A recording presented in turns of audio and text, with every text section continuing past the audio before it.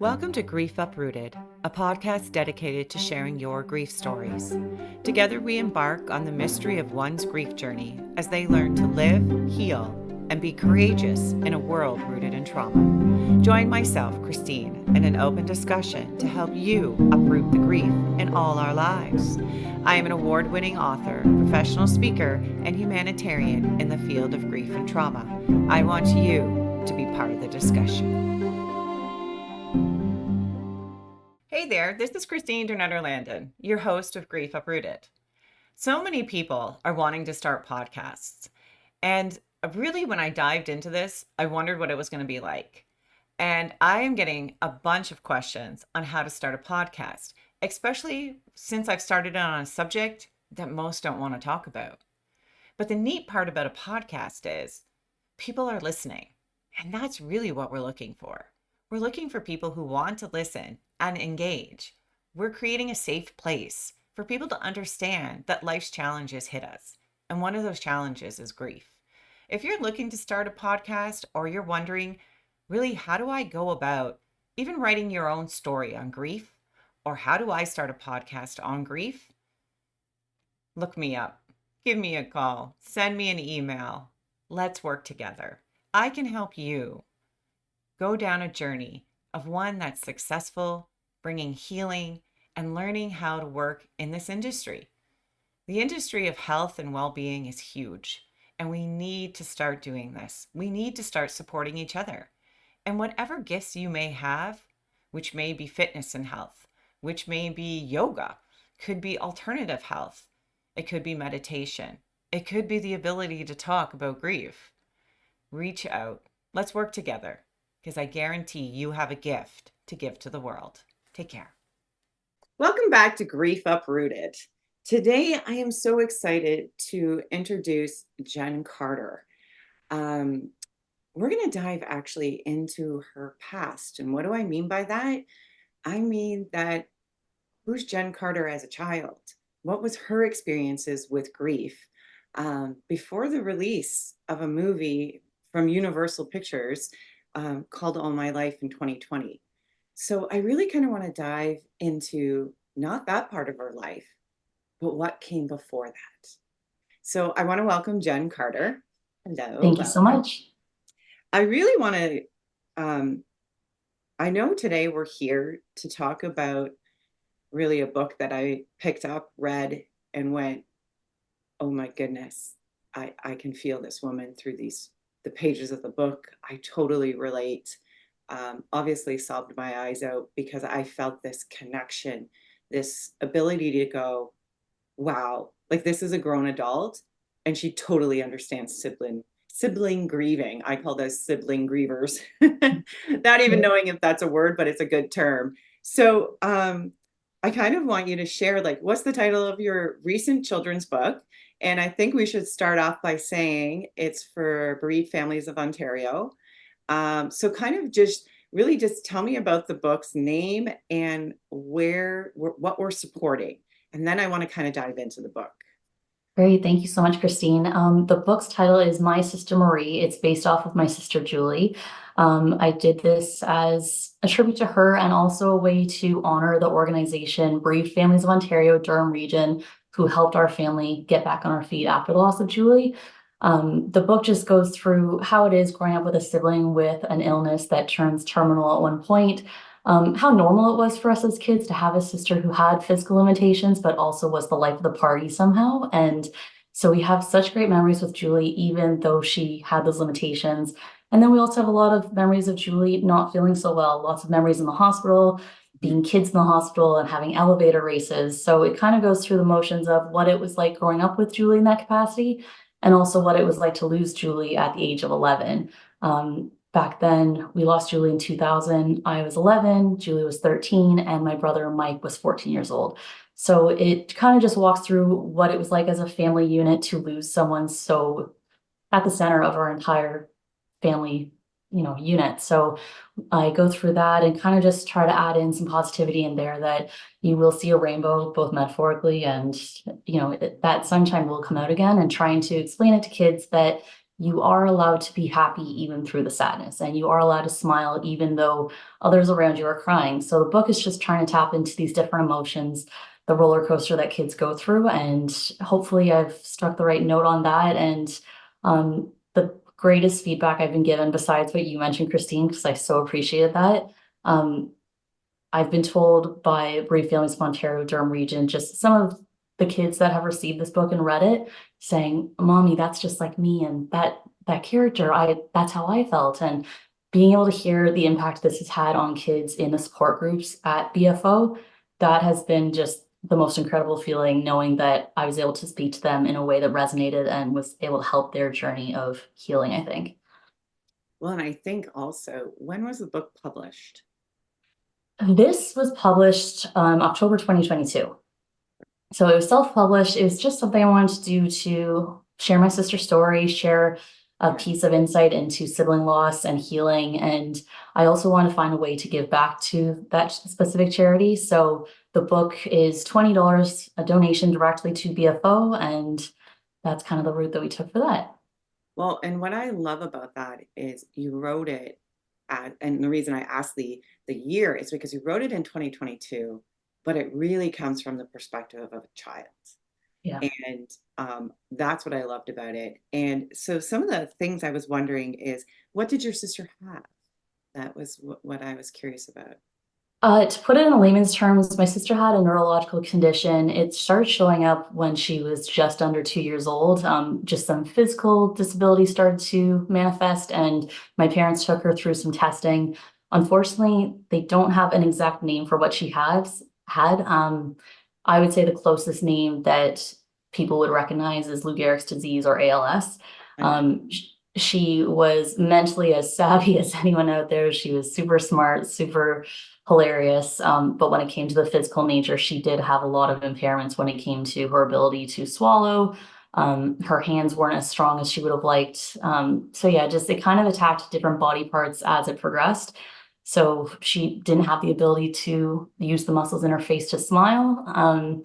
Yeah, so she suffered through a lot. She went through some surgeries. It kind of just felt like with her disorder, if it wasn't one thing, it was another. So she was continuously seeing specialists, always going in and out of these really difficult times in the ICU and extended stays. But yeah, it was just a neurological condition that they said we've never seen something like this. So it was just she just had some very bad luck in what her body manifested, and but she was tough as anything every step of the way. So I to this day I kind of look back anytime I'm having a moment of feeling Yeah. sorry for myself if I'm not feeling well. Julie is still that northern star for me, just remembering, let's have a reality check here. There's some folks that are really suffering. So just I try to never lose sight of that, I think.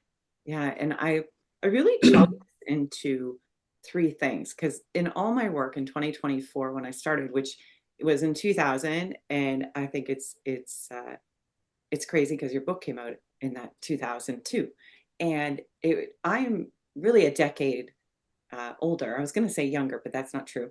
I'm older. I was born in 72, and when I read your book, I you know, I was just so in love with the concepts and the things you talked about because they weren't in my generation. So I was so excited to see that they were coming, right? Like people were doing this stuff. Yeah. But I've noticed three things, and that is the normalization of things. Then we integrate it into our life, and then we're looking at stabilizing ourselves. It seems to be when people are grieving, they first start off with trying to balance and bring normalization or normalize their situation. And then they get to that second part where they're like, okay, I can't just throw this out. I have to integrate it in. And then how do I stabilize myself? So my very first question to you was like, when did you notice this was not, I guess, I don't know what better word. God, people who are listening, I've asked you at every podcast, if you've got another word for normalization, I'd love to hear it. When did you realize that perhaps this was your normal life, going to the doctors? And we talk about Hospital for Sick Kids. Huge shout out to all of them. Um, uh, just so many great people. And I'm dying to say Lori Ive Baines because I absolutely love her and her husband. And I know they were pivotal in your life. And Julie loved them, yeah. Yeah. And so these people really are amazing, true angels, true angels.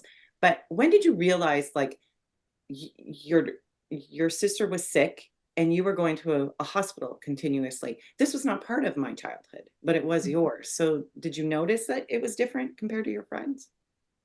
I didn't notice the difference until after Julie was gone. Just Mm, the deafening silence of not having all the medical staff around. We used to have nursing staff come in several nights a week to look after Julie so my parents could get a bit of rest.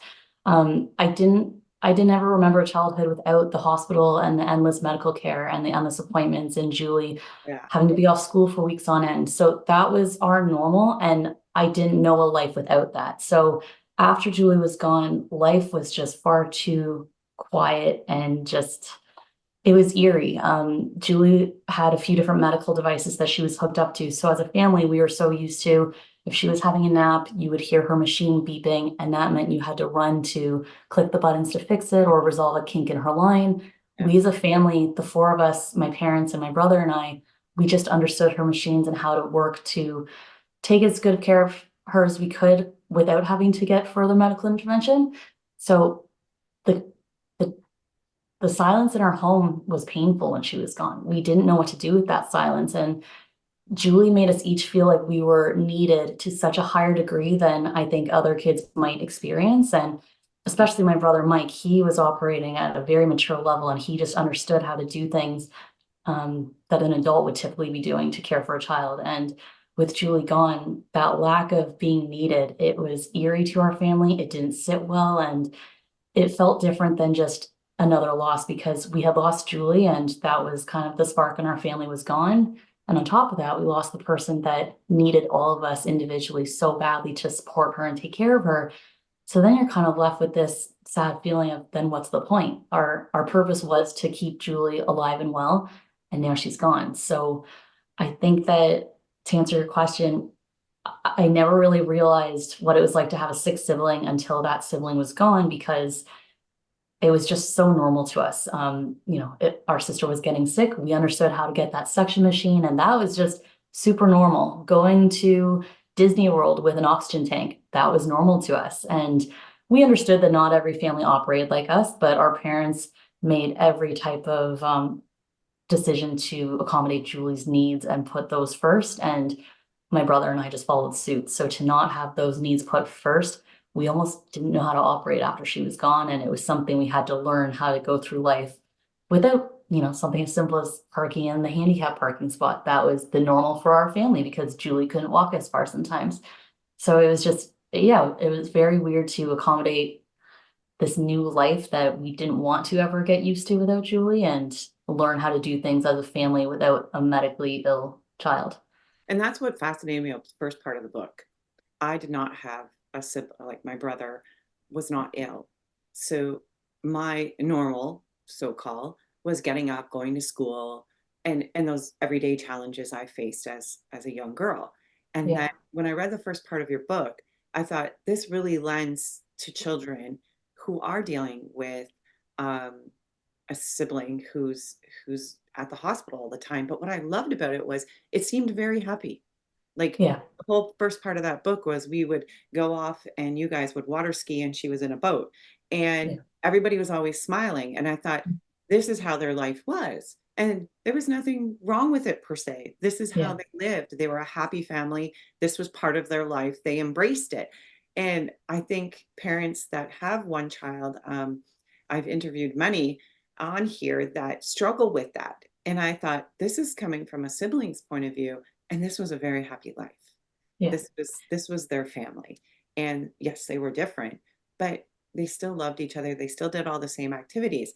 But at that moment, I remember my death notification. And I know when training police officers or firefighters, when they have to deliver the death notification, this is this is a very hard thing for people to do. But as you receive it as a young child, I'm just wondering, in the book, you actually see everybody sitting on the couch and the doctor saying this. I don't know how much to say all the love to the doctor to be able to Yeah. sit down and do this. Um, and I'm just wondering what that feel like. Did you know it was coming? And how did you compute that in your mind?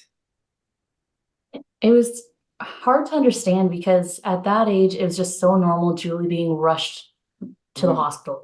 There was always something going on, but there was always Julie coming home. So it was probably 4 in the morning when a doctor pulled us all into a room at Sick Kids and explained, Julie's not going to come back this time. And you're kind of sitting there in disbelief, being like, but she always comes back. So we've done this hundreds of times before. She's going to come back. It's going to be okay. In a couple hours, she'll be better. But at that point, she was on a ventilator, and they said she's not coming off the ventilator. The machine is just keeping her alive at this point. And it was very hard to wrap my head around. It was just, I'm so used to life as a family of five. I'm so used to life with a sibling who is both so full of energy, but also is having life sucked away from her by this disease. So it was very confusing to hear a doctor say that, because you hear those words and I think your first reaction is, but you're wrong. You've just missed something, and you'll figure it out in the next couple hours and we'll go on as normal. There had been a few times in Julie's life when they said she probably won't make it, and she always came back. So to hear it just felt like this false news that we were like, we'll be okay, she'll be okay. And then when we went home, yeah, you're in disbelief for a long time after that. And I think it's just this, I think a lot of people who have been through heavy losses have been through this. You kind of think it's a bad dream you're going to wake up from. And you look at the scenario and how serious it is and how bad it is, and you kind of coddle yourself into feeling, but this will turn around. I'll wake up and she'll come home. And it took a long time for our family to really digest what had happened. Yeah. And it's that silent car ride. That's the thing that I so related to um, uh, in your book. Yeah. I'm not supposed to apologize, but ooh, that's how that's how my death notification came. So your book really hit me there when you talked about that silence in the car. Yeah. Because that's essentially, I jumped in the car as that happy-go-lucky girl, thinking we were going somewhere fun. And I jumped in and I'm like, hey, how's everybody going? And what's going on? And we were going to go to Crystal Beach, a local amusement park. So that's where I thought we were all headed. And that's when somebody blurted out, I'm really sorry, but your brother has died. He fell over Niagara Falls. And I was like, what? And, now working in this industry, that's the first stage that Kubler-Ross talks about, and who's the pioneer in all of this, is denial, where you're sitting there going, this can't be real. And it happens with that silence, like everybody's silences. And I just remembered that car ride.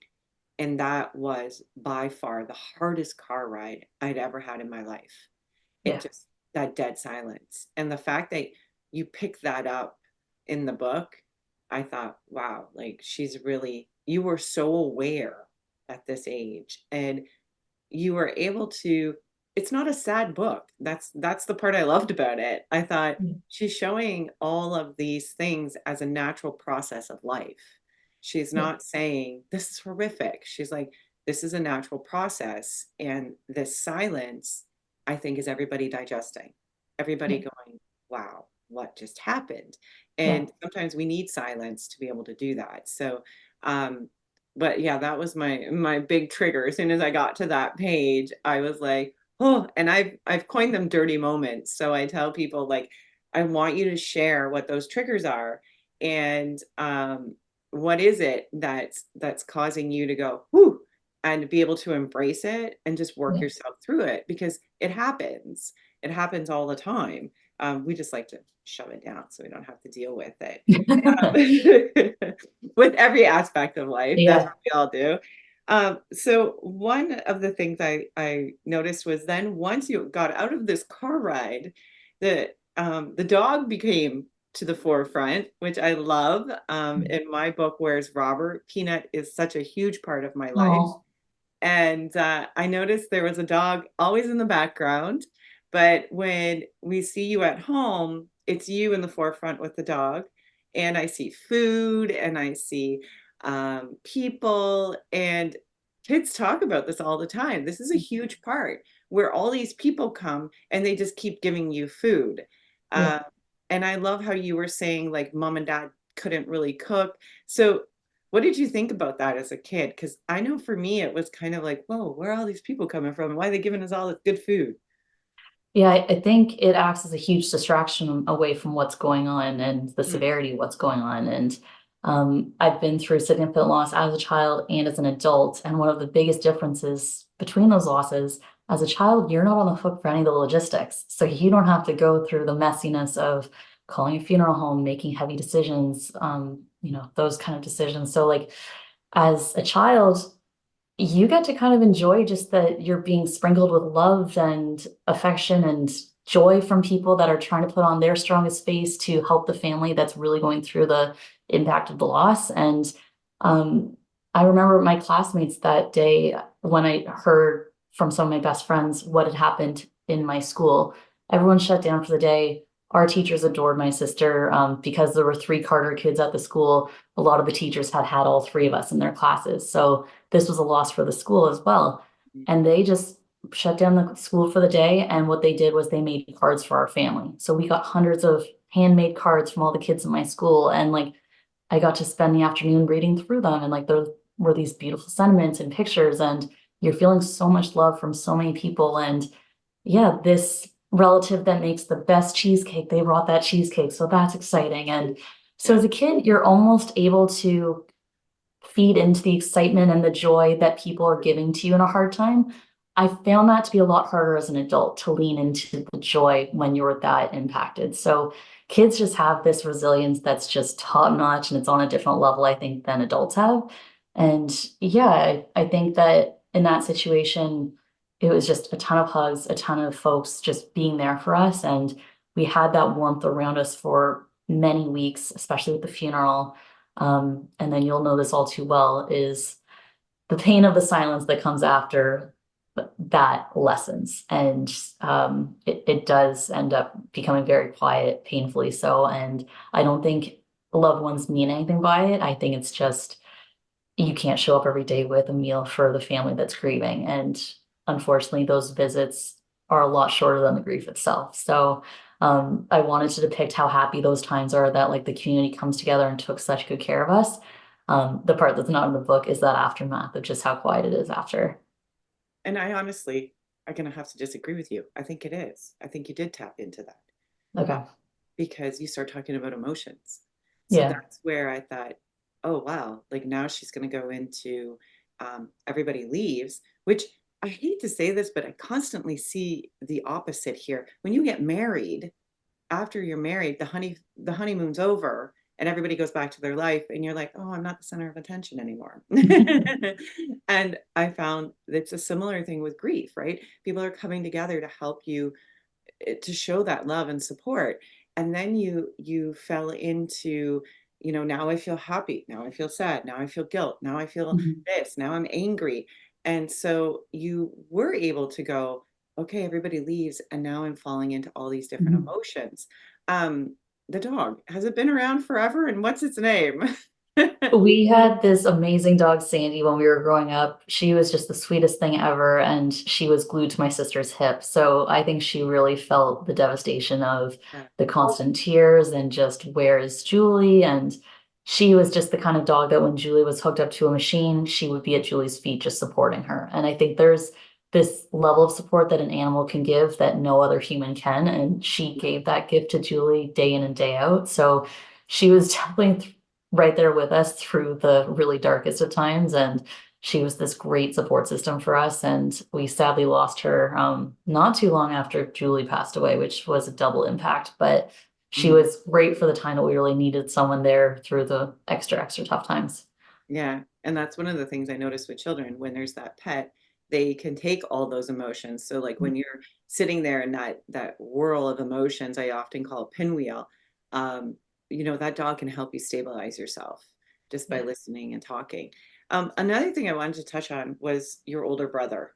I know he's not here to share, but I was 14 when my brother died. I'm obviously all about emotions and I wear them on my shoulder. And I believe that it's all good to allow things to flow through you. And one of the things that really hit me was the protector part. You talked about him thinking like, and I found that so interesting because majority of times people say, well, your grief is different than mine, which I agree is different than mine. but there were so many similarities in this book that I was like, this is the first time I sat down with a children's book and went, wow, this girl has had the exact same experiences I've had in different ways. And that really hit me. That was one of the reasons I was like, okay, come on, we got to do this. Because that protector part for me was the opposite. My protector died. Yeah. And then I wanted to be or try to replace the position my brother took. So Yeah. how did your brother kind of, without him being here, we love him. So we understand that this is just us kind of having that discussion. But how did you kind of see that working out?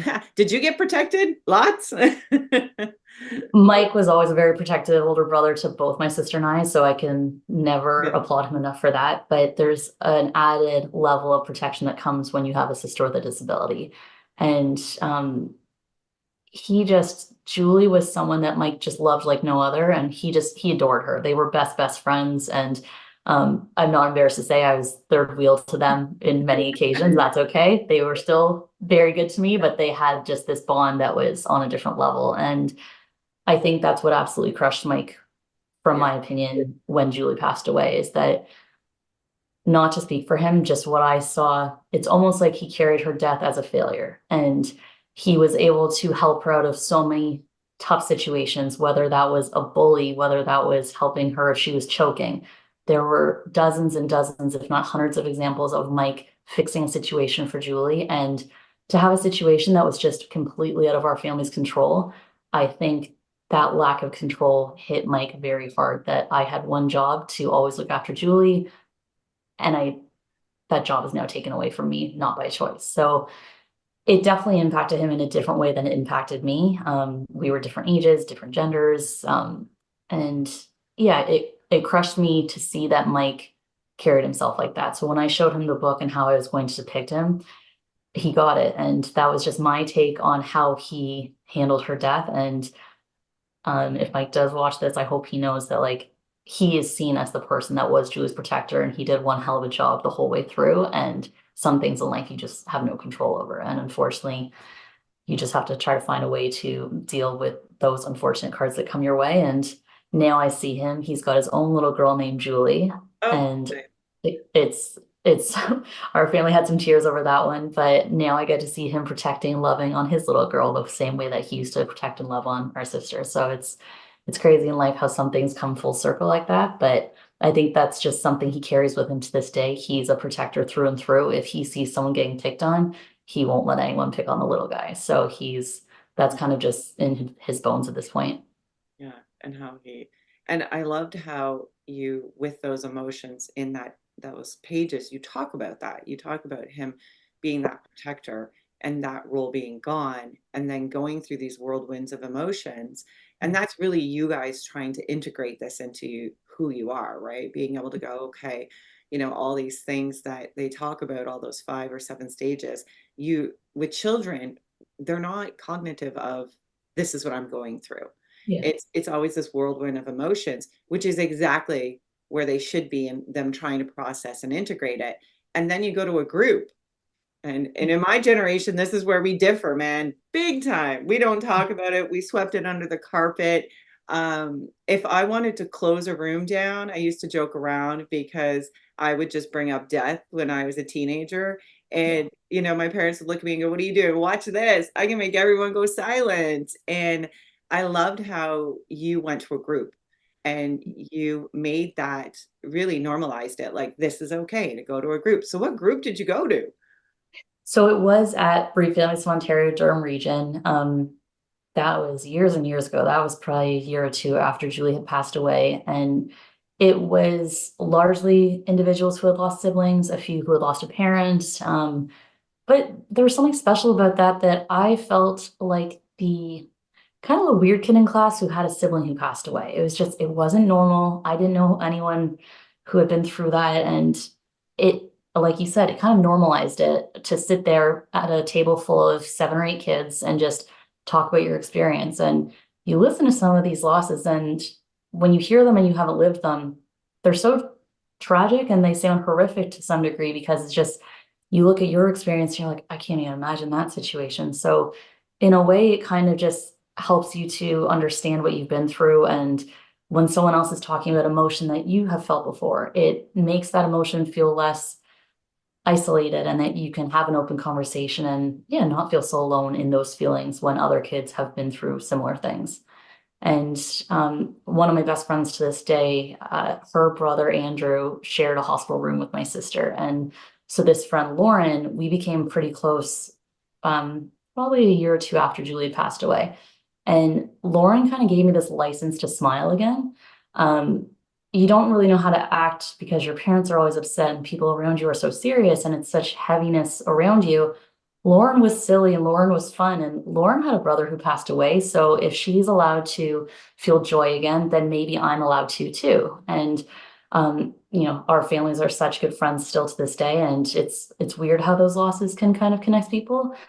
But all that is to say that having that group and having a friend like Lauren to grow up with and go through the motions with, it definitely made it a lot easier to go through the dark places when someone else had already been there and was like, I came out okay. And you realize, okay, I can come out of this okay too. Yeah, that's exactly. And in 2000 was when I released Where's Robert? And it came with a memory box and Crayola crayons and a journal. And so I loved that when I was reading your book and seeing you went to the group and everything, because my whole purpose of writing my book was to heal myself, but Yeah. also that others would realize this is okay. This, you're Yeah. not alone in this process. And I remember going out to BFO and doing presentations. And I remember the first time the palliative care department at Sick Kids purchased a whole lot of Where's Roberts. I was like, Mhm. oh, wow. And they were like, this is for the siblings of these children who are dying in our care, not Yeah. even realizing that existed because my experience was a traumatic loss. So, just going, holy smokes, there's a whole world out there of Yeah. people who have experienced this. Um, and then I love at the end how after we've gone to a group, we've processed these emotions, you see a rainbow Yeah. and kind of share what that's about. I think that my parents, as an adult and now a mom myself, I can look back and say my parents had a tough, tough scenario to deal with. You're dealing with your own grief. You've got two kids who are also grieving, but I think it was near impossible for them to really lean into mine and my brother's grief because what they were carrying was just unimaginably heavy. So I do think that when I look back at that time, I haven't hidden this from my mom. I know she wasn't able to give me her best at that time. She was just going through hell and back at that time. And so, I think one of the best things she did for me was sending me to that kids group. But I do think she still tried to find the joy even through the darkness. I think she still tried to find those rainbows after the storm, so to say. And that's why I depicted that in the book, just that even though, the first Christmas that came after Julie died, my mom said, let's cancel Christmas, let's go to a beach and I pretend did it's not too. happening. Yeah. Yeah, You mine want did to avoid too. it at all costs. And I think my mom, just the idea of waking up without Julie and going through stockings without her, that was horrendous. And even though she said that, we still woke up on Christmas morning and the magic was still there. So it's like, even though my mom was suffering so incredibly after the loss of Julie, she still was able to bring that magic. And when I depicted that in the book, saying that here's my mom pointing out a rainbow, even though we're going through all of this, horrendous aftermath, she was still able to bring that mom magic and in her own way. So I'll always look back, especially now as an adult, that was just very impressive. She was able to put that hat on even when she was going through so much on her own end. And I think when you become a parent, as I know you are, you really realize that you're doing everything for those children. Yeah. You are there, you're waking up for them even through the tough times. And I remember my parents going through the same thing and the whole process and how they grieved so differently. But I did find as a child I wanted to fix everything. Uh, Yeah. and I found that very frustrating because I even find that in my adulthood. I still want to fix everything. And I think these experiences impact you greatly, and how your perception is of the world and where you're going to go with it. Um, I love, love, love the book. And I think Thank that, you. so if I wanted to buy this book, I'm just going to do, like, we're going to put all the links on here and everything, but we can go to BFO and the money goes towards them. Is that Yeah, correct? so it's Bereaved Families of Ontario, Durham region, because I know there's a few different Yeah, locations. So the Durham region branch of BFO, they've got copies of the book. If you go to their website, there's a link, and it's just a simple email to the organization. The cost of the book is $20, and all proceeds go to the children's group at BFO. nice. So now I have another little twist to this, and I may have not talked about it to you beforehand, but what if somebody just wanted to donate $20 and that book goes to a child? Like I would like to do that. I would like to be able to say, here, I would like to give you $20 and please give that book to a child who needs it. Is that a possibility? I love that idea, and that's absolutely a possibility. Okay. The books are on hand at their office, so if there was a donation and yeah, that book has already been accounted for, then it could just be handed out to kids at the Yeah. group. So there's already been a donation in place that there's been a handful of children that have received Nice. them free of charge, of course. So yeah, those donations are always welcome. And I know that BFO is always looking for donations because they do not receive government funding. So on their website, there's also opportunities just to donate ad hoc, and then there's different fundraisers throughout the year. Oh, that sounds amazing. So I have one last question. Yeah. How did this all, when you experience all of this, and later on in life you fall in love, and I know there's a movie and I know it's all out there, but I kind of want to know from the source, what did your mind do when all of a sudden you're faced with grief again? Did you tap into your childhood and go, I survived this once? Or were you, I think at one point you would be like, what the fuck? I'm sorry, but There's a lot of that. Yeah, there was a ton of I that. think I would go there and go, are you serious? Yeah. But like, kind of just, how did you stabilize yourself? It's really, So I'll keep this part brief, but my husband Solomon had passed away back in 2015. He had liver cancer, and it ended up after surgery just spreading to different parts of his body. From the time he found out he had cancer to the time he passed was 8 months. So that was 8 months of being in and out of the hospital. His tumor would rupture. He would just need chemo. There was, that familiarity with the hospital unfortunately came in handy. I've got a bit of confidence when it comes to speaking with doctors and advocating for the people I love. And that was kind of this beast that came out when Saul was sick, that I was like, that's a muscle I had when I was a kid, just having that confidence to say, no, I know the patient a little better. Here's my advice. And of course, as a kid, I was not probably as obnoxious as I was as someone in my 20s, but just that confidence and familiarity with the medical system, and so much respect for the doctors involved, but also being able to say, I know this detail, please respect, this and this. So that definitely came back. And then when it came to actually losing Saul, it was a different kind of grief than as a child. I think as a child, when you're going through the motions, your first thought and the first set of pressure from your loved ones is you need to take care of mom and dad. And my brother and I carried that with us very heavily, that we need to be kind of like the source of entertainment and joy. And instead of parents entertaining us, the roles were reversed, and we had to try to keep the sunshine in our family. When it came to losing Saul, it felt like a loss that I could just collapse into a little bit more, and I didn't need to put on a brave face for anyone. I could just fall into it and just try to deal with emotions as they came in a very authentic way. And one thing that stands out to me to this day, at my sister's funeral, the minister had said, all of you in this room are going through a great amount of grief, and you're going to continue to go through that. What I can say is that you can either choose to deal with it now, or you can choose to deal with it later. But I promise you, at one point, you will have to deal with this, and it's going to hurt. And I think that when I lost my sister, I put that grief on pause, and I didn't deal with it probably for another 8 years. It was just, you're young, you want to be happy, you want to focus on joy. At some point, that stamina ran out, and I was forced to face, oh, wow, I lost my sister, and that really, really sucks. And now I'm going to dig into these emotions that I've put on pause. When I lost my husband in my mid-20s, I was more in a place to go, if I don't deal with this, I know this will come back to bite me. So I'd rather just dive into it, deal with it heavily. And now I feel years later that I'm in a much better place because I did work through those emotions at the exact time. And now I feel I have a better handle on that grief than I did with the grief when I was a child. Oh, I'm totally going there. That's so good because that is I feel as a child who grieved, I want to fix everything. Yeah. And that is one of my biggest challenges now is, and I know a lot of my listeners are dealing with that. We constantly want to be happy. We want to bring sunshine. We don't want others to feel pain.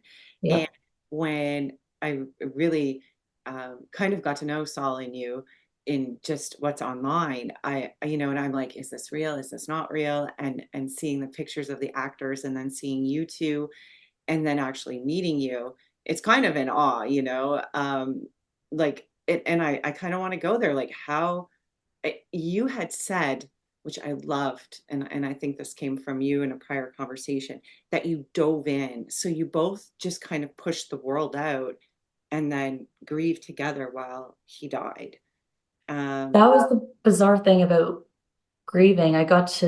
With Julie's death, we didn't talk about, oh, you're going to die. Like, let's set ourselves up for it. There was none of those conversations. We were too young, and also it caught us by surprise. We didn't know what was going to happen. yeah. With Saul's death, the doctor looked us square in the eyes and said, at best, 3 to 4 months. And um, Saul and I had some very heavy conversations, and we closed the loop on a lot of things. We were having conversations about our future and how many kids we wanted to have and where we wanted to live together. And those conversations became kind of just, Saul, how do you want this to unfold? And if this scenario happens, how would you like me to handle it? And having some very mature conversations for folks in their mid-20s, but it definitely drew us closer together. And um, Saul did give me life advice. He told me, I want you to meet someone. He said, I'll pick the guy for you, and I want you to go on to have kids. And it was just kind of, he gave me this pass to when the time's right, I want you to be happy again. And I don't sit back and wonder, I don't have a lot of questions for Saul because we talked it through at length on so many different things. And it's amazing the conversations that come up at 3 a.m. in a waiting in the emergency room. So yeah, we got to have those conversations, and he told me his anxieties about, I'm scared what this is going to do to you. And I had to put on a brave face and say, I'll find a way to come back. And even if I didn't believe what I was saying at the time, I'm fortunate in hindsight to say, like, somehow I did get back on my feet, thanks to a lot of incredible people who kept me that way. But yeah, very different loss between going through it in your mid-20s versus being 11 years old. but I see such love. Like I think that's the whole part of wanting to do the podcast is people realizing in grief there can be such a love and intimacy that you would not get if we were just living everyday lives. We would never go that deep. We never dive into that level of love. And that level of love goes like so beyond. Like people are like, well, you're just having an intimate conversation. No, it leads into your sex life, it leads into your daily life. Like it is a level of intimacy that you will never really achieve until you're in that position. Yeah. And then, you do get married, which, and kind of explain how that kind of happened because I'm really curious to know from your perspective. And I know people listening are because it doesn't seem like the right ending. My husband Zane. Yeah, like being able to get married. Like when I hear your story, you think, okay, how did they get married in here? So Yeah, so yeah, when Saul died, it completely knocked me off my feet. And I was just kind of with the understanding of, okay, I had one great love, and that's but you fantastic. married him. So how did you get married to Saul? Like how did that happen? Oh, I apologize. So Oh, that's okay. For Saul, when he was sick, we found out when we were engaged and our wedding date was set. We were super excited. My dog is saying hello. I apologize. Um, so yeah, he was sick when we were engaged, and then things took a turn. And we just realized if we're going to have this wedding, we need to do it sooner than later. Um, so yeah, we told our family and friends, listen, we've heard Saul is terminally ill now. He now has 3 to 4 months. Our wedding is further out than that. So we're just gonna have a simple dinner and we'll go to town hall, do the legal thing, and just have a small celebration. Apparently our friends and family were having none of that, and they made some phone calls. To this day, I don't know how they did it. They ended up just getting a lot of engagement from the community and Castle Loma of all places hosted our wedding, which is this absolutely surreal castle in Toronto. And Beautiful. Saul and I could not have dreamed of having our wedding there. That just was not in our price range. But yeah, some of our best friends and closest family, they just worked together to divide and conquer.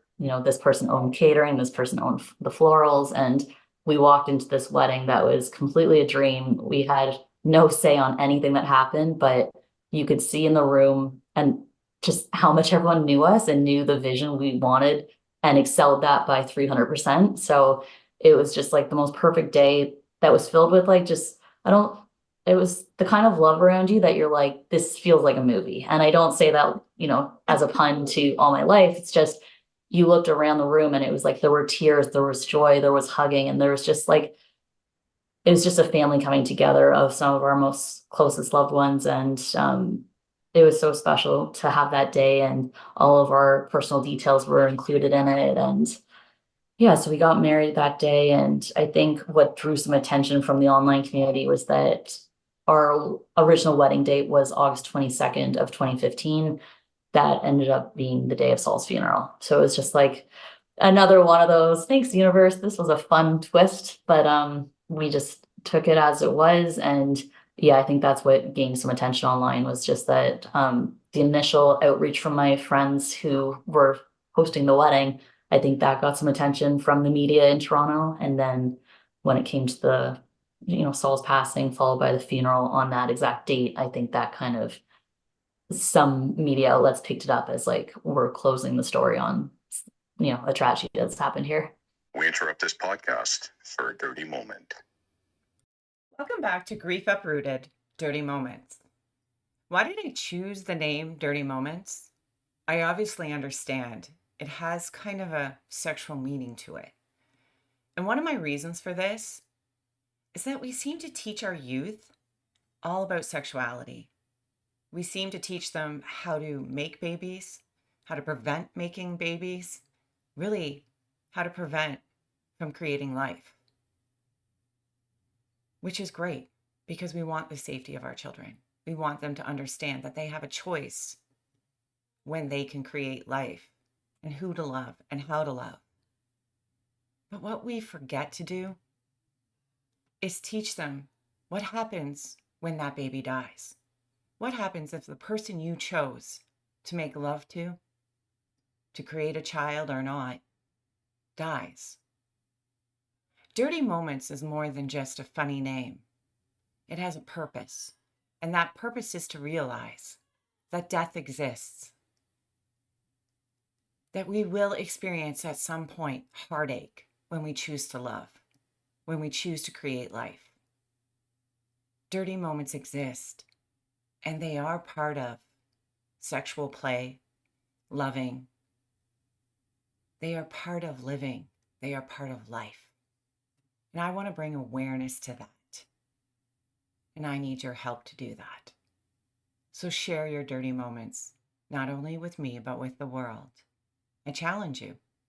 I challenge you to kind of go outside the box and look at the opposite of sexuality, the opposite of making love. Look at the opposite for the sake of the next generation, so they fully understand what happens when we love. Take care, everybody. Bye. And that's where, the movie, it's a tearjerker. It's a serious tearjerker, but it's called All My Life, and you can find it everywhere. I have Googled it. I have Netflixed it. I have craved it. It's out there. And so, and it's so great seeing how people are healing from all of this that you're doing. You have a book out, there's a movie on your life, which I can only imagine what the process was like in working with people and having that created. But I kind of want to jump forward to your present life now, because, now let's tell me about the second relationship, because I'm amazed, because I think people need to see this inspiration that, these things can happen in your life.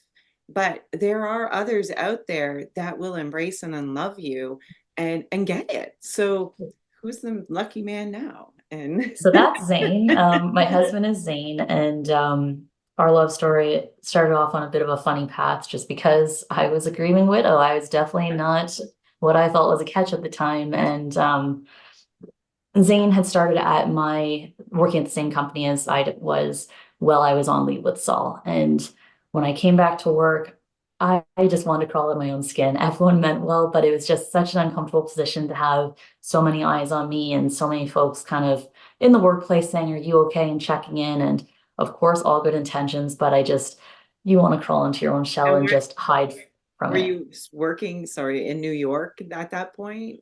I Or was back in Toronto, okay. still, yeah. So yeah, I was in Toronto.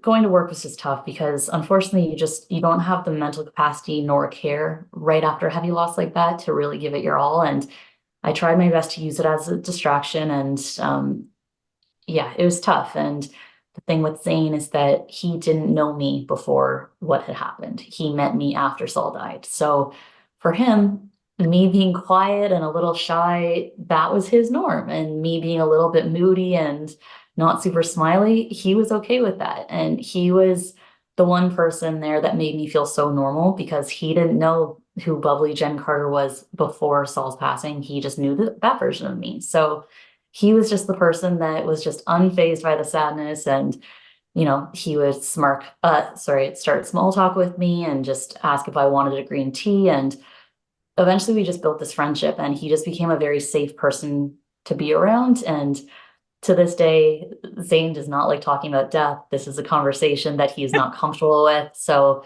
I'm kind of thinking to his yang in that department because when it comes to anyone that is sick or has passed, he kind of leans into me to say, "All right, so you're the expert on this, help me out." But it so works for our relationship that he is just someone that is as cool as can be, but also not super comfortable with these darker topics. And we complemented each other like that. So a friendship eventually became a little bit more. And that little bit more one day led to an engagement, a wedding, a move to New York City. And now we've got a little girl who is 17 months old and another one on the way. So yeah, we've built this beautiful little life together in the wake of something that I truly didn't think was possible. And again, Saul promised me, he's like, "It's going to happen. I'm going to pick him. I'll pick the right guy and you're going to have this great life." And I want to laugh in his face being like, "That's not going to happen. I'll never bounce back." But somehow it worked out. And yeah, I'm lucky every day that I am with someone that I'd be lying if I said it wasn't tough on Zane and I. The first year was very tough. It was a very tough situation for two young individuals to navigate, but somehow we learned how to speak the same language in our own ways. And now we're in a place where Saul is kind of this topic that is like a safe thing to discuss in our relationship. And Zane honors what I went through with Saul while also honoring this beautiful life we've built, just the two of us. Yeah. And you really like men with really interesting names. Fantastic names. I know how to I pick love them. them. I'm like, I these always are say, great names. yeah, I always say I pick the guys with really good hearts. So both Saul and Zane, they've got really, really strong hearts, very kind, good people. So I've lucked out. I've kind of hit the jackpot there. Well, what an amazing life. And I know that you're so humble. Like I listen to you and I think, wow, this is amazing what you're doing. Thank you. And to boot, to have you also have a whole other career and family and all this. So it's just so refreshing to meet somebody like you and see that standing up and making it, moving forward is possible. I think so many of us get stuck in our grief and we do the pause. I did the pause too. And I think the pause is okay. Yeah. It's your brain just processing and moving forward. But I can't thank you enough for coming on here and sharing your story. And I'm sure we'll get a bunch of people to even donate to BFO and get those I books. It's love it. awesome.